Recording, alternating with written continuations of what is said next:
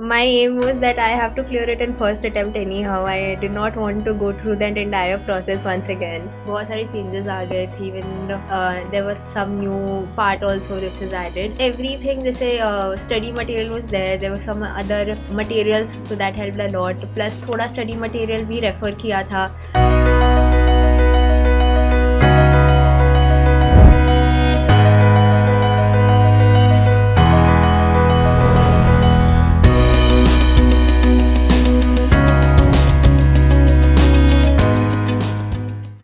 Hello दोस्तों, welcome back.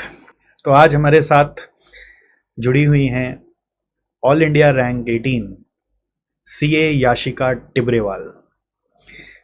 Yashika अपने बारे में खुद अभी बताएंगी, बट जैसा कि मैं अपने हर वीडियो में बोलता हूँ कि ये जो हमारे रैंक होल्डर्स होते हैं, इन्होंने कुछ न कुछ तो अलग किया होता है, और मैं बस आप लोगों के सामने यही एक मिशन लेके आया हूँ कि वो क्या कॉमन चीज़ है जो हर कोई फॉलो कर रहा है। और ऐसा नहीं है कि मैं सिर्फ रैंक होल्डर्स को प्रेफरेंस दे रहा हूँ, मैं बस यही चाहता हूँ कि आप इनके सक्सेस से वो कॉमनैलिटी को निकाल लें और उसको फॉलो करना स्टार्ट करें कि आपके लिए सीए का जर्नी आसान हो जाए। वो कहते हैं ना कि तारे सोचोगे तो चांद पे गिरोगे, यानी चांद तो आपको मिलेगा ही, और चांद सोचोगे तो धरती पे रह जाओगे। तो सोच जितनी ऊंची रहेगी उतना आपका जो अचीवमेंट्स है वो ऑब्वियस हो जाएगा। जैसे मर्सिडीज सोचोगे तो भगवान के घर में इतना तो है ही कि साइकिल दिला ही देंगे। अगर सारे हरकतें और ख्यालात मर्सिडीज़ के हैं तो साइकिल तो मिल ही जाएगा। उसी तरह से अगर हम कॉमनैलिटीज़ वाली सिस्टम से रैंक होल्डर्स की स्ट्रेटजीज़ या उनका माइंडसेट या उनका तरीका को पकड़ पाएँ तो शायद हम पास तो ही जाएंगे। पास होने से हमें कोई नहीं रोक सकता है। वैसे इन जनरल जितना मेरा आज तक का अनुभव रहा है, कुछ एक एक्सेप्शंस को अगर हम छोड़ दें तो इन जनरल यही रहा है कि rank is always an outcome of an effort. It was never something that we had planned before. I hope Yashika के साथ भी ऐसा ही था। We all are ordinary people, ordinary students. We start our journey in an ordinary way, and when we do things consistently, we actually achieve. And when we look back, then we see कि हाँ, हमने कुछ extraordinary शायद किया था। तो याशिका, मैं आपसे पहला सवाल यही पूछना चाहूँगा कि now today when you have achieved this rank in your career and now when you look back, what extraordinary you find that you might have done which according to you others who are doing CA or maybe have cleared CA with you or have not cleared CA with you have not done? आपको क्या लगता है आपके तरफ से आपका extraordinary या x factor जो आपने अपने पढ़ाई को दिया? So I don't know कि मैंने ऐसा extraordinary क्या किया, but all my aim was that I have to clear it in first attempt anyhow. I did not want to go through that entire process once again. So yes, whenever I used to feel down or that I cannot study anymore, I used to think about that, and फिर उसमें I think वही चीज़ था that kept me going. I don't think I did anything extraordinary. जो सबने किया वही किया था I think. ग्रेट। तो ये भी बहुत बार कॉमन ड्राइविंग फैक्टर मैंने बहुत लोगों में देखा है, बहुत रैंक होल्डर्स में या बहुत सारे सी अचीवर्स में देखा है जो रैंक नहीं लाते सी बन जाते हैं। उनके मन में एक डर होता है, मैं भी उनमें से एक ही था। जब मैं अपनी स्टूडेंट था तो मैं दोबारा नहीं पढ़ना चाहता हूँ ठीक है, कि जैसी जिस दिन सीए बनो उस दिन सारा बुक को पहले उठा के ऊपर पहुंचाओ कि बुक मेरे आँख के सामने क्यों रखा हुआ है, उठा लो यहाँ से। तो ये मतलब था कि वापस नहीं पढ़ना है बोलकर जोर लगा दो, नहीं तो फिर पढ़ना पड़ेगा वापस। तो खैर, नाउ आप हमें बताएं, जैसे सीए फाइनल की तैयारी कब स्टार्ट करनी चाहिए? मतलब बहुत बार स्टूडेंट्स के मन में रहता है कि आर्टिकलशिप कि 6 महीने बाद, 1 साल बाद, या फिर आर्टिकलशिप स्टार्ट होते ही, या फिर सी इंटर का रिजल्ट आते ही? What is the ideal period according to you, and when you have also started? So I think I started my preparation I think after 6 months of intermediate results, and I think वहाँ से चालू कर देना चाहिए because classes है, काफ़ी time रहता है, हर क्लास अराउंड 3 महीना लग ही जाता है to complete one particular subject. So it's better if we start there, फिर टाइम से ट्यूशन्स complete हो जाते हैं, so we get time for self studying. नहीं तो फिर ट्यूशन्स लेट तक ख़त्म होते हैं तो सेल्फ स्टडी के लिए टाइम काफ़ी कम रह जाता है. Good good.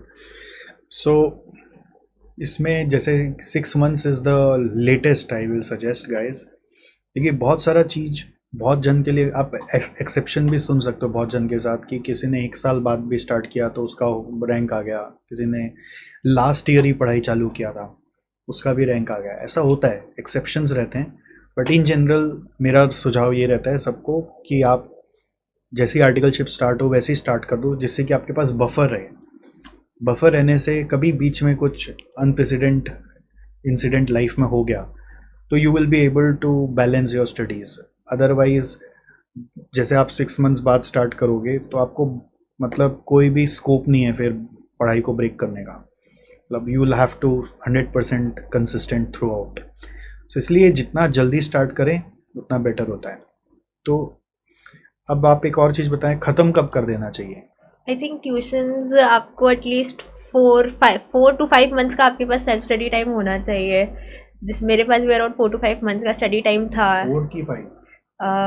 मैंने सोचा I had taken 4 months in hand, but because of postponement due to Covid मुझे 1 महीना एक्स्ट्रा मिल गया था बिकॉज ऑफ दैट.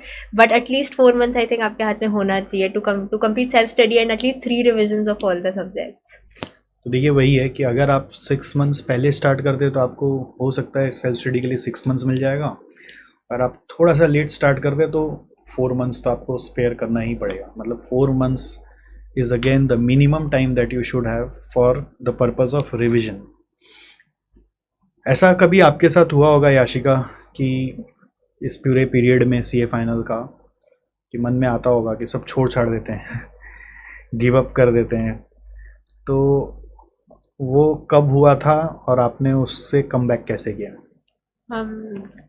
दिस मतलब ये हुआ था, डेफिनेटली हुआ था, बट ये जो लास्ट का 4 महीना पर सेल्फ स्टडी का टाइम था जब almost there was no interaction with my friends और फैमिली मेजरली. उस टाइम पे ही आपको लगता है कि you don't have any life left, बस आप 4 महीना से पढ़े ही जा रहे हो.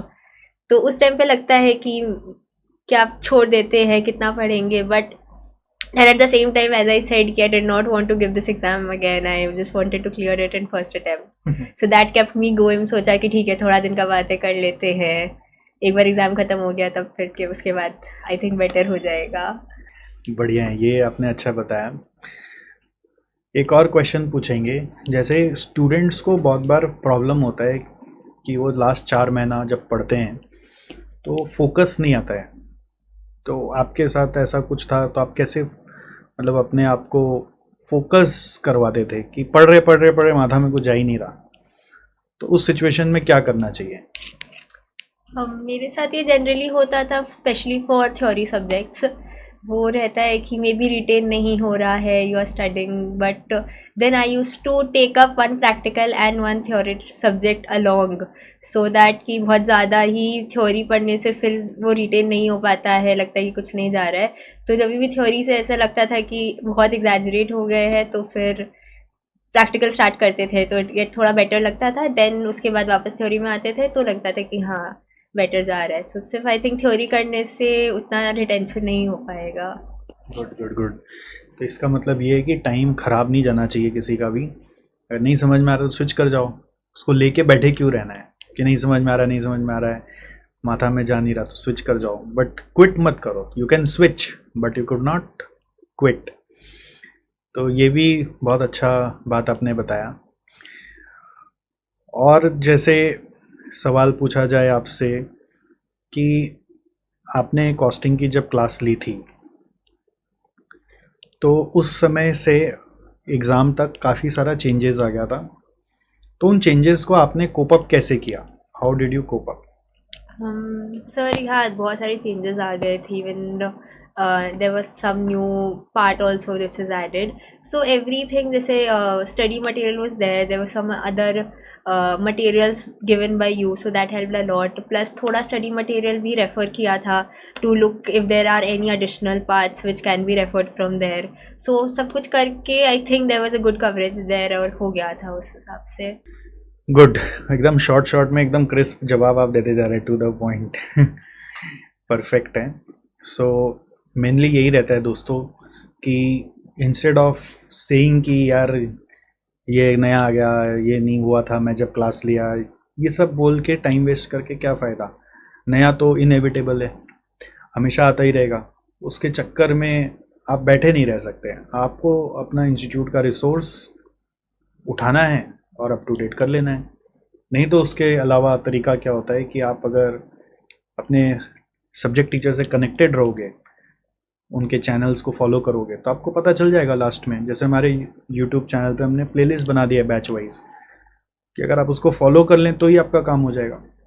और थोड़ा तो संघर्ष रहेगा अपडेट लेने का, उसको हम अवॉइड नहीं कर सकते, बट अगर आप उसको कंस्ट्रक्टिवली लें तो आपका काम आगे बढ़ जाता है.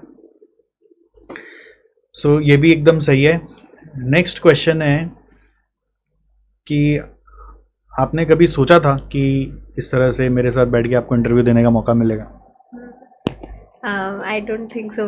मैंने कभी ऐसा नहीं सोचा. That's a very actually a very great opportunity to sit with you and connect with other people and share my knowledge with them. कितना मस्त, cut, short, crisp, perfect answer, ख़त्म. मतलब ये रैंक होल्डर का लक्षण दिखता है. मतलब ज़्यादा मेरे को बोलने का नहीं है, जितना काम का बात है पूरा बोलो, उतना ही बोलो और ख़त्म, काम ख़त्म. Very nice. मुझे फील हो रहा है आपका आंसर स्क्रिप्ट भी कैसा रहा होगा. ठीक है, आप सारा अपना आंसर स्क्रिप्ट मुझे मंगवा के दे दीजिएगा, मैं देखूँगा. ये मैं इन जनरल सभी को बोलता हूँ कि आप अपना आंसर स्क्रिप्ट ज़रूर मंगा के, मतलब इवन जब से रैंक भी आ जाए तो भी देखा करो. एक मेरे को एक किसी फॉरेन के टीचर्स का मैं वीडियो देख रहा था, उनसे पता चला, ये बात बहुत अच्छी लगती है मेरे को, कि even if you have scored 99, that means you are still 1% incorrect. So that means there is still some scope of improvement. So हम लोग इन जनरल 99 को इतना सेलिब्रेट कर लेते हैं कि वो 1% के बारे में भूल जाते हैं. और क्या पता वो 1% एक्यूमुलेट होके लाइफ में कितना बड़ा हमें कॉस्ट बियर करवा दे. सो इसलिए मैं हमेशा बोलता हूँ इवन रैंक होल्डर्स को भी कि अगर टाइम मिले तो अपना पेपर्स मंगवाया करो वापस रिव्यू करने के लिए, कि जो इतना पढ़ा था उसमें से कहाँ का मेरा चूक हो गया. और आपका तो फ़ायदा हो ही जाएगा, आपको पता चल जाएगा, और क्या पता आपके कॉपी से किसी और को फ़ायदा हो जाए, वो भी समझ पाए कि कहाँ डिफरेंस मेरे आंसर्स में आ रहा है. राइट. तो ये मेरा एक सजेशन है और मैं आपको बोलूँगा वापस आप ज़रूर अप्लाई कर दीजिएगा. मुझे तो दे ही दीजिएगा, मेरे को तो पता चले कि अंदर में क्या करके आए थे आप. कमाल. ठीक है. So the last question is, आप ये बताइए कि how SJC contributed in your success. Like थोड़ा सा मेरे को भी जानने का ज़रूरत होता है कि हम क्या चीज़ कर रहे हैं जो इम्पैक्ट क्रिएट कर रहा है. बिकॉज कर रहे हैं बहुत सारी चीज़ें, बट क्या चीज़ का इम्पैक्ट किसके ऊपर, प्रभाव कितना पड़ रहा है, ये हमें जानने से पता चलता है कि उस चीज़ को कितना और करते रहना है. So yes, there was a very great impact from SJC, from like all the faculties जिन्होंने इतना हार्ड वर्क किया था हम लोग के पीछे. एंड जैसे SJC से सारे materials, tuitions were given to us, and then materials थे even for the amendments and whatever the changes were made. जैसे जो भी answers, how to write the answers and everything, YouTube पे बहुत सारे वीडियोस थे टू हेल्प अस. जो भी एडिशनल मटेरियल दिया गया था प्रोवाइडेड बाय सर, जिसने हेल्प किया कि कैसे आंसर्स लिखना है, specially for case studies, how to present those answers, what were the good questions in all the terms जो क्वेश्चंस थे, and everything help a lot. जो क्वेश्चंस जैसे सर ने बोला प्लेलिस्ट डाला हुआ है, तो उससे भी बहुत हेल्प हुआ था कि टू गेट इन लाइन, आपका जो बैच था उसके बाद जो भी चेंजेस आए थे, तो that helps a lot to know कि क्या क्या चेंजेस हुआ है. So great. सो आप ऐसे कुछ रिकॉल करें कि आपने फाइनल कॉस्टिंग की जब क्लास की थी तो आज आपको क्या क्या कुछ उसमें से याद आता है, कुछ देखें आपका कितना मेमोरी है, कुछ भी जो क्लास में ही सुना था और आपको लगा कि यार ये मस्त था या ऐसा कुछ था, कुछ भी आपको याद आता हो. सर आई रिमेम्बर आपने एक वीडियो दिखाया था रिगार्डिंग आई थिंक जापान का वीडियो था, फोर्ड कंपनी का था आई थिंक. वो आपने पूरा उसमें दिखाया था कि आपका मोशन में जैसे it was started by them I think. तो वो वीडियो मुझे अभी भी याद है. And when I saw that video for the first time इतना ज़्यादा अच्छा लगा था मुझे देख के कि पता नहीं, that I remember, I still remember that entire thing कि कैसे in process lean manufacturing if I am correct पूरा हुआ था. तो आई उससे वो वीडियो देख के पूरा रिटेन हो गया था कि what actually happens the entire process. तो I clearly remember that, at least that particular thing very clearly from the tuition.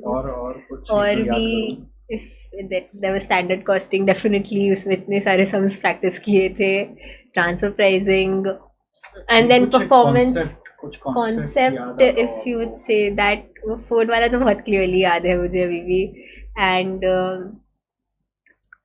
I think there was another video, there were a lot of videos which were shown to us to explain different parts of it, जो उस time तो काफ़ी ज़्यादा अच्छा से याद था. अभी इतना मे बी याद नहीं हो. वो फोर्ड वाला तो मुझे अभी भी बहुत क्लियरली याद है. हाँ. ग्रेट. बट अभी मैं थोड़ा सा ये सब वीडियो वगैरह कम कर दिया हूँ बिकॉज स्टूडेंट्स के तरफ से बहुत प्रेशर आता है टाइम को कम करने का. तो ये स्टोरीज़ का तो कोई लिमिट नहीं है. तो समहाउ मैं उसको थोड़ा सा कम करके स्टूडेंट्स को पहले जितना टाइम दे के बताता था अब फोकस करता हूँ कि उनको क्लास में आंसर राइटिंग के ऊपर ज़्यादा मेहनत कराऊँ, जिसकी नीड होती है. समय उपरांत हम लोग भी अपने तरीके को बदलते रहते हैं. बट ऐसा नहीं कि उसको गायब कर दिया है, अभी भी रखा हुआ है. और इनफैक्ट आपको कभी वापस देखना हो तो हमने ये वीडियो यूट्यूब में भी डाल दिया है, अभी लेटेस्ट ही डाला है. चलिए, good. And I wish Yashika all the success ahead. बहुत प्यारी बच्ची है और आगे भी फ्लरिश करते रहे, फैमिली का नाम ऐसे ही रोशन करती रहे. राइट, यही हमारा वेल विशेज़ है याशिका के साथ.